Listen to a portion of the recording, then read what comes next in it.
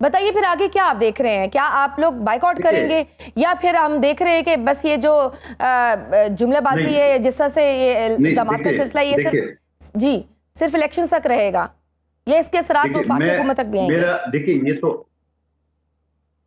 میرا تو ذاتی خیال یہ ہے کہ تیسرے فیز کا بائیکاٹ نہیں کرنا چاہیے. اس کی وجہ یہ ہے کہ وہ سینسیٹیو ایریا ہے، پہنچ کا جو ایریا ہے وہاں وہ ایکشن کمیٹی بیٹھی ہے.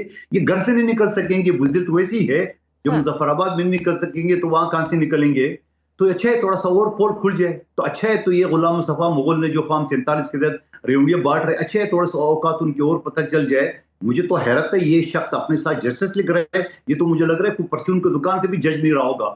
جس طرح یہ 2 نمبری کر رہے ہیں، جس طرح ان کو قانون پتا، نہ آئین کا پتا، نہ کچھ پتا. تو میں یہ سمجھ رہا ہوں اچھا یہ نولی کے اوقات اور پتہ چل جائے عوام کے سامنے کہ یہ اسی طرح سے جو خواجہ آصف کہتا ہے ایبرڈ نظام ہے، یہ پچھلے 37-36 سال سے جو جیتے آ رہے ہیں اسی طرح 2 نمبری سے، اسی طرح بوٹ پالش سے یہ اقتدار میں آتا ہے. اچھا ہے پتہ اور چل جائے ان کو عوام کے سامنے. میں تو کہتا ہوں بائیکاٹ نہیں کرنا چاہیے. آزاد کشمیر کے انتخابات میں مسلم لیگ نون نے نمایاں کامیابی حاصل کی اور رانا ثناءاللہ اسے حکومت بنانے کے لیے سادہ اکثریت قرار دے رہے ہیں، جبکہ پیپلز پارٹی کے رہنما قمر زمان کائرہ نے انتخابی عمل کے حوالے سے ماضی کے تجربات کی طرف اشارہ کیا ہے. کیا پیپلز پارٹی ان نتائج کو تسلیم کرتے ہوئے مسلم لیگ نون کی کامیابی کو عوامی مینڈیٹ سمجھتی ہے، یا آپ کے خیال میں انتخابی عمل پر اب بھی ایسے سوالات موجود ہیں جن کا جواب ضروری ہے؟ اس سے زیادہ اور کیا نمایاں ہوتا ہے؟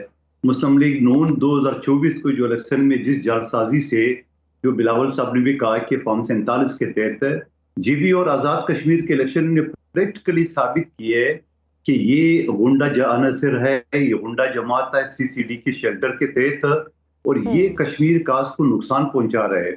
یہ مودی کے طرز عمل پہ چل رہے، چاہے وزیر دفاع خواجہ آصف ہو یا رانا ثناءاللہ ہو. آپ مجھے بتا دیں کہ جس طرح کشمیر کے الیکشن لڑ رہے ایسے تو کشمیر کی آزادی کے لیے یہ لوگ نہیں لڑ سکتے جس طرح الیکشن کے لڑ رہے. 2 فیز میں جو دھاندلی کی ہے، اب تیسرا فیز جہاں نون لیگ کا ایک کارکن، ایک جو امیدوار ہے وہ گھر سے نہیں نکل سکے گا. تو میں کہتا ہوں یہ بھی لڑ کے دکھائے. ہمیں پتہ ہے فارم 47 پلس جو ہے نا اس کے لیے بھی تیار ہے، لیکن کیا فائدہ؟ مجھے ایک بات بتا دے کہ جہاں ایکشن کمیٹی احتجاج پہ بیٹھی ہے، جہاں PTI نے بائیکاٹ کیا ہوا ہے، وہاں پیپلز پارٹی اور جمعیت بھی، جمعیت علماء اسلام فضل الرحمان گروپ بھی یہ سارے خدشات ثبوت کے ساتھ ہمارے وزیر اطلاعات نے آپ کے سامنے آج پریس کانفرنس پہ تمام ویڈیو آڈیو سریار، یہ بن کے ہمارے ایک MNA پہ گولی چلائی ہے، یہ بن کے یہاں پہ جو آزاد کشمیر کا قائم مقام صدر ہے اس کو تشدد کا نشانہ بنایا ہے. ہمارے کارکن شہید ہوا ہے، پہلے فیز میں ہمارے کارکن شہید اور 3 زخمی ہوئے ہیں. کیا چاہتی ہے؟ مطلب یہ کوئی ہندوستان سے مقبوضہ کشمیر فتح کرنے کے لیے الیکشن لڑ رہی ہے؟ چلو تھوڑی دیر کے لیے صبر کرو، بلکہ واضح نظر آ رہا ہے کہ یہ حکومت بنائیں گے.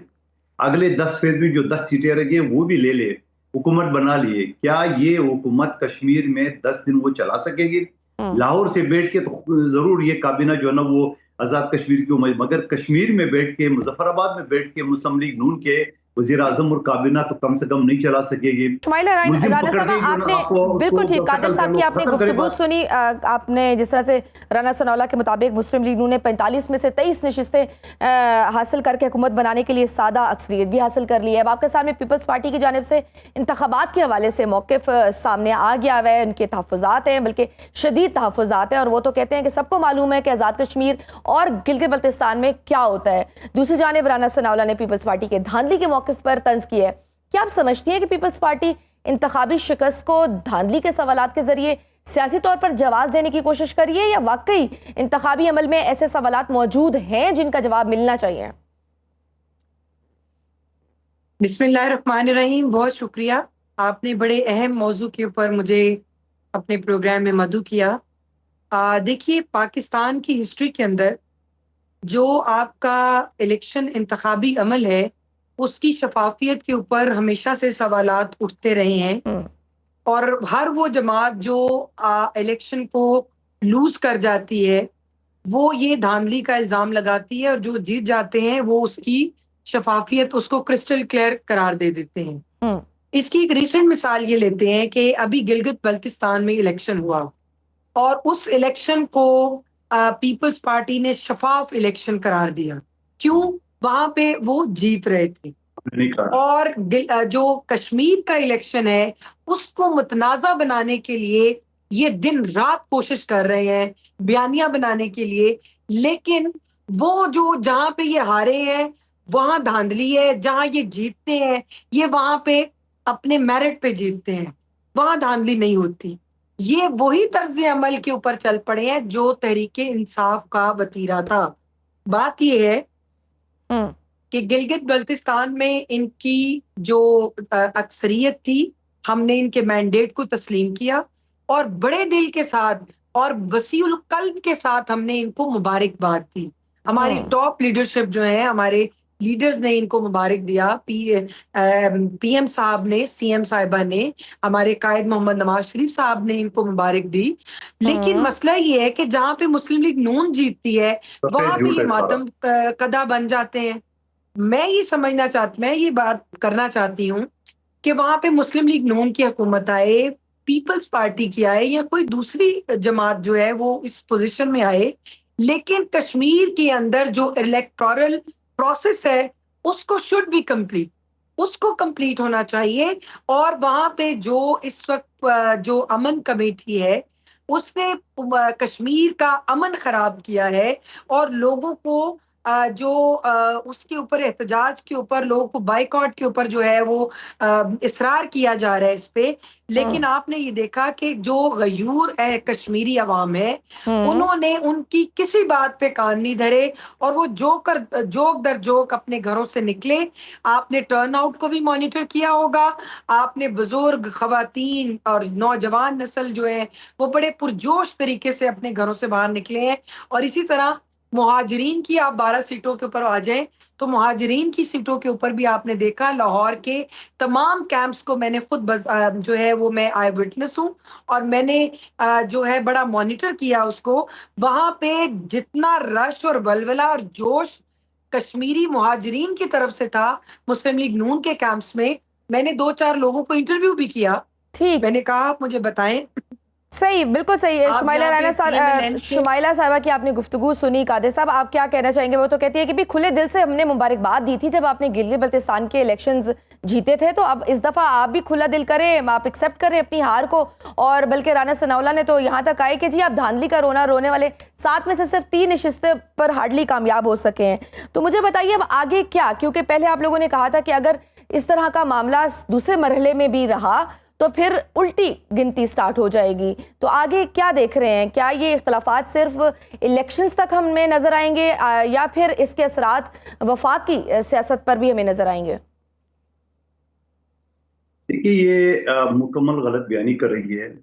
نہ تو نواز شریف نے مبارکباد دی ہے، نہ مریم نے مبارکباد دی ہے، شہباز شریف صاحب نے ضرور مبارکباد دی ہے، مگر اس مبارکباد کو ان کی اپنی جو سابق وزیر اعلیٰ ہے حفیظ الرحمان صاحب میرے ساتھ ایک چینل پہ موجود تھے، انہوں نے ٹکرا دیا ہے، بولا نہیں شہباز شریف کی بات ہم مانتے ہیں، ہمارا صدر نواز شریف ہے۔ یہ میں آپ کو لائیو شو کی بات بتا رہا ہوں جو میرے ساتھ تھے۔ جب اینکر نے اسے سوال کیا کہ بھائی شہباز شریف نے تو مبارکباد کی ہے، آپ کہہ رہے نہیں جی پیپلز پارٹی نہیں جیت رہے، اس نے بولا نہیں وہ ہمارا صدر نہیں ہے۔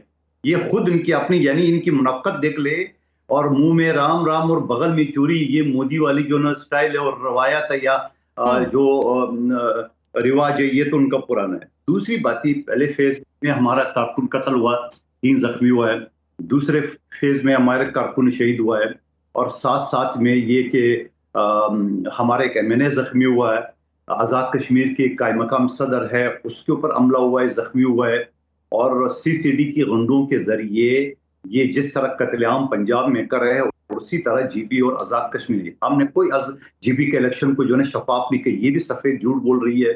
ہم نے اس وقت یہ کہا تھا کہ ہماری سیٹیں ہم جیت رہے تھے، اور جیتنے کے ساتھ ساتھ انہوں نے جو رزلٹ پہلے 2 گھنٹے میں آیا تھا، ہم 9 سیٹوں پہ تھی، نون لیگ 2 پہ تھی، پھر رزلٹ کو جو نا مزید پرولونگ کی ہے، یہ 6 پہ چلی گئی، ہم اسی 9 پہ کھڑے تھے، پھر بھی ہم نے کڑوا گوپ پی لی۔ ہم نے کہا، ہم نے یہ نہیں کہا، یہ بالکل غلط بیانی ہے کہ الیکشن شفاف ہے، کبھی بھی نہیں کہا ہم نے، سارے ریکارڈ اٹھا کے دیکھ لے، نہ شہباز شریف، نواز شریف یا مریم میں بھی مبارکباد کی، یہ بھی جھوٹ ہے۔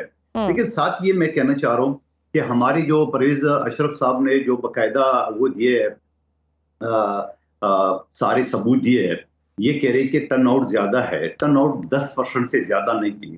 اور ٹرن آؤٹ کے ساتھ وہاں پہ جو ٹرن آؤٹ یہ ہوا جو ان کی جعلسازی اور 2 نمبری تھی وہ یہ تھی کہ 91 سے لے کے 99% ووٹ کاسٹ ہوئی. یہ پرویز اشرف نے باقاعدہ میڈیا کے سامنے ثبوت دکھایا ہے اور ساتھ ساتھ میں یہ بتایا کہ تو پھر کیا آپ کیا پھر دیکھ رہے ہیں آگے مجھے بتائیے نا جو انہوں نے کہا کہ اب الٹی گنتی سٹارٹ ہو جائے گی تو کیا کچھ اس طرح کا آپ اتحاد ختم کر دیں گے کیا؟ مجھے مکمل ہونے دیں, مجھے مکمل کرنے دیں.